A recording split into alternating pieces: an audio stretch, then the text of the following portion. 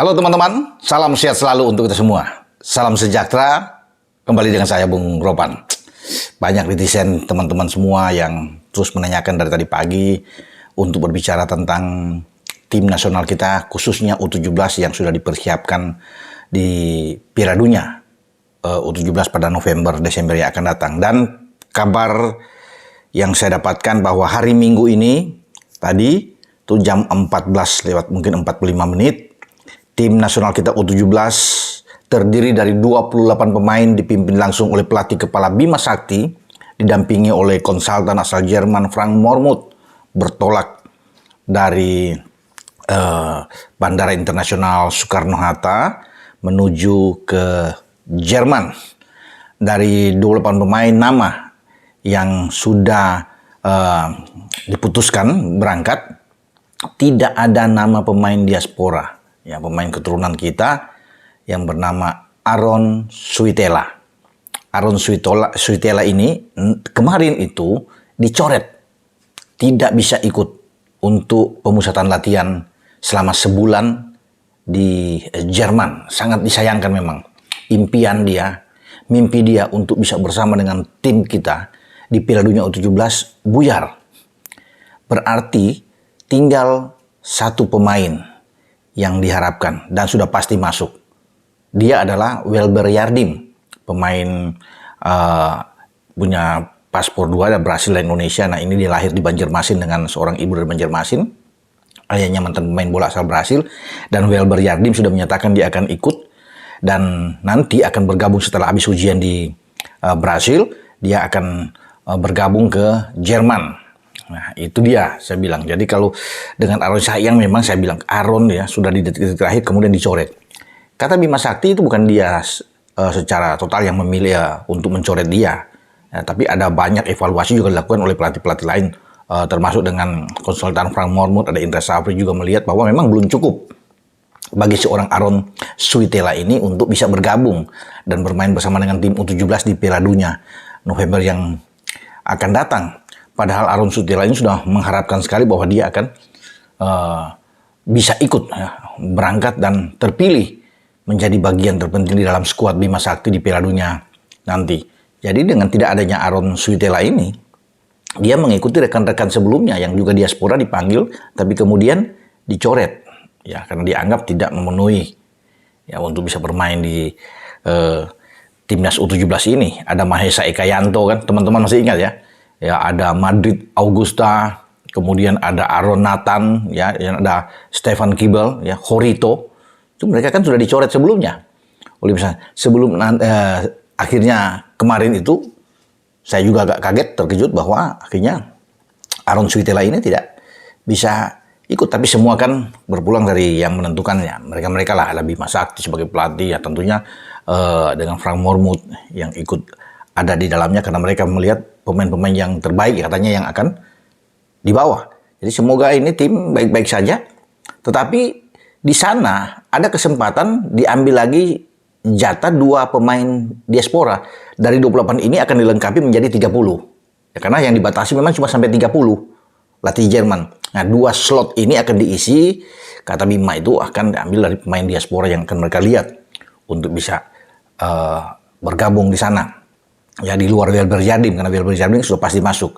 Nah, Bima Sakti memastikan kenapa Welber Jardim ini masuk, karena mereka sudah lihat penampilan dia ketika di Solo sebelum dia balik ke Brasil. Ini memang pemain yang berbakat, yang pantas ada di dalam tim, dan dia bisa bermain di beberapa posisi, dan sudah diyakini bahwa Welber ini bukan saja hanya ikut di TC, tapi dia akan masuk dari bagian. Jadi kalau misalnya ada 22 atau paling tidak 23 pemain yang diputuskan ikut di Piala Dunia U17, Welber akan masuk. Ya, kita tidak tahu nantinya kalau ada 2 pemain lagi yang nantinya di Eropa bergabung, ya di antara 28 menjadi 30, dan apakah mereka akan melanjutkan, akan terpilih atau tidak kan, kita juga masih belum bisa memastikan. Semua ada di tangan Bima yang melihat ini. Nah, selama di sana mereka akan berlatih, di antaranya akan menghadapi tim nasional Jerman U17, dan dianggap ini suatu hal yang sangat bagus karena Jerman juara Eropa dan Jerman akan ikut ke Indonesia, dan Jerman berada di grup F bersama dengan ada Meksiko di sana ya. Ini bagus ya kalau bisa dilihat, tapi Jerman mungkin akan bermain di si Jalak Harupat ya, di grup F di Bandung. Nah, satu pertandingan akan bermain di JIS Jerman. Kalau nggak salah Jerman menghadapi Venezuela dalam pertandingan terakhir di JIS.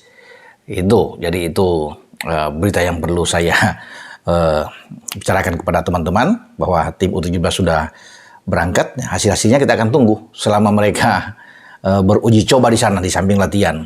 Karena katanya bukan saja ketemu Jerman, tim yang kuat, ya, tetapi juga akan dipilih tim-tim lain ya mungkin dari Afrika karena kita kan berada di grup A dengan ada Maroko. Jadi akan diambil style gaya-gaya Afrika lah. Jadi dengan tim yang punya style Maroko karena kita juga punya satu tim lain ada selain Ekuador ya dari Amerika Latin karena kita bertanding pertama itu dengan Ekuador. Pertandingan pembukaan pada tanggal 10. Sehingga juga akan diambil tipe gaya permainan seperti tim Amerika Latin. Dan bukan tidak mungkin satu tim dari Amerika Latin akan kita uji coba di sana. Selain tim ada tim Afrika. Nah, semua tergantung dari Frank Mahmud yang mengatur jadwal bersama dengan Bima. Karena mereka akan ditampung di klub Borussia Dortmund. Kita juga akan bertanding dengan tim muda Borussia Dortmund U17. Jadi bisa ada 4-5 pertandingan mungkin sana. Bahkan mungkin bisa 6 pertandingan. Semakin banyak pertandingan, semakin bagus buat anak-anak ini untuk bisa mendapatkan kesempatan ilmu mereka, jam bermain yang bagus, jadi tidak kaget lagi ketika balik ke Indonesia, bermain dengan Ekuador, bermain dengan Panama, ya, bermain dengan Maroko, semua sudah siap. Oke, itu dari info pemain-pemain yang sudah berangkat pada hari ini. Nah, satu info lain, mungkin juga teman-teman sudah dengar bahwa Stadion JIS tidak jadi dipakai untuk pertandingan pembukaan di mana Indonesia bermain di sana. Kan tadinya itu rencana JIS ini akan dipakai untuk pertandingan tim Indonesia. Bahkan kalau Indonesia bermain di situ pasti kita akan bermain di Jakarta di grup A ini. Tapi kemudian dipindahkan. Yang akan menyelenggarakan atau pelaksanaan pertandingan pembukaan ini adalah di Gelora Bung Tomo Surabaya. Indonesia melawan Ekuador itu pada tanggal 10 jam 19.00 waktu Indonesia bagian barat. Nah, dipindahkan di sana. Jadi ada 3 pertandingan Indonesia termasuk melawan Panama tanggal 13 November dan melawan Maroko pada pertandingan terakhir 16 November. Itu semua di Surabaya atau di Gelora Bung Tomo. Dan Erick Thohir sebagai ketua umum PSSI mengatakan mengajak semua masyarakat di Jawa Timur, ya, teristimewa khususnya di Surabaya dan sekitarnya untuk datang mensupport tim nasional U17 kita bermain di Gelora Bung Tomo. Sementara di JIS yang tadinya dipakai itu nanti akan ada 2 grup di sana yang akan ditempatkan, ya, pertukaran ini, grup C dan grup E. Di samping ada satu pertandingan terakhir yang saya bilang tadi, ya, Jerman itu akan bertarung melawan Venezuela pertandingan terakhir di grup F, itu akan dimainkan di JIS. Tapi ada 2 grup yang memang semua akan bertarung di sana. Ya, mungkin ada 6 pertandingan jadi fase grup. Nah, di grup C itu kan ada Brasil, bagus sebenarnya. Jadi masyarakat Jakarta dan sekitarnya ini di Jabodetabek bisa menyaksikan Brasil juara bertahan. Ya, Piala Dunia U17. Ada Brasil, ada tim kuat Eropa, Inggris. Di samping ada Iran dan juga dengan Kaledonia Baru. Jadi saya pikir kita enak juga beruntung bisa mendapatkan Brasil dan Inggris bermain di Jakarta, di JIS.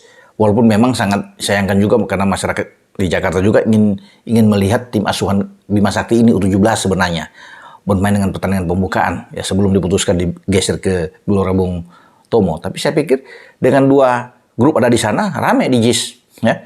Selain ada Brasil, Inggris, Iran dan Kaledonia Baru, nah grup E juga ada di JIS. Di sana tim bagus juga, tim runner up Eropa. Prancis ada di sana. Ada Korea Selatan yang sempat beruji coba dengan kita kemarin. Ada Amerika Serikat dan ada Burkina Faso. Jadi oke lah ya dengan 2 grup ada di sana sampai 1 pertandingan di grup F. Nah, JIS itu juga akan dipakai untuk 2 pertandingan babak 16 besar ya. Jadi ada 2 laga juga yang akan dimainkan di JIS untuk 16 besar sampai dengan 22 November yang akan datang. Kemudian ada 1 pertandingan di babak perempat final. Itu kalau nggak salah 24 November. Nah, itulah JIS akan ditempatkan di sana. Jadi kita akan tunggu saja ya bagaimana pertarungan yang ada di Stadion JIS dan juga pergeseran di mana Indonesia akan melakukan pertandingan pembukaan di grup A yang berlangsung di Stadion Gelora Bung Tomo pada tanggal 10 November yang akan datang di Piala Dunia U17. Dengan saya Bung Ropat, terima kasih untuk Kopi Wanal. Four Brothers Kopi Papua, Ardiles dan Leones. Ciao.